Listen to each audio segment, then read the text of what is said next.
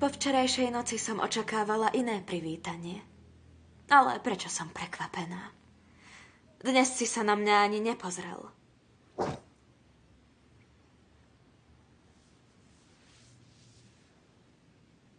Tak som sa ti prišla pripomenúť.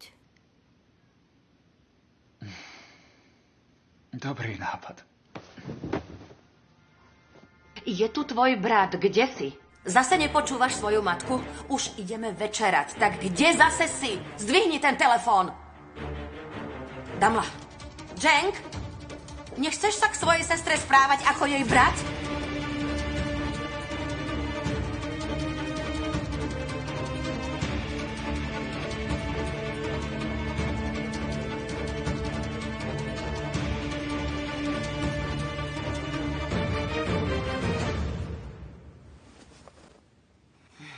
Pozri sa na mňa.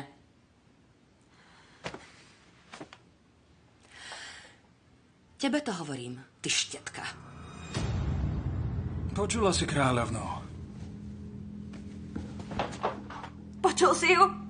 Počul si ju? Cenk povedala mi, že som štetka. Cenk!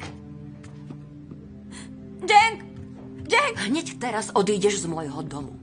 A ak náhodou niekomu povieš o tom jedno slovo, tak tvoju rodinu zničím.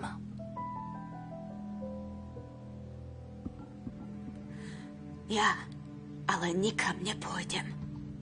Najmä po dnešnej noci ma z tohto domu nedostanete. Kto si myslíš, že si? Viete, kto ja som? Som budúca manželka vášho synáčika.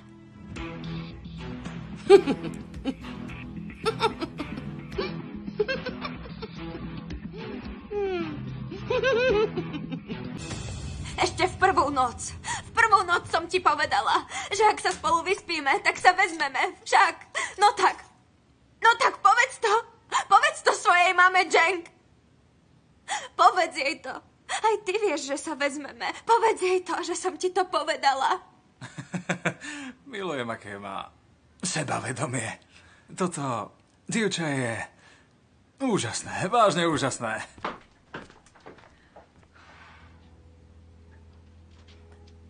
Neviem, akú predstavu si mala o mojom synovi, alebo či máš psychické problémy, to teda naozaj neviem, ale ženích ti utiekol.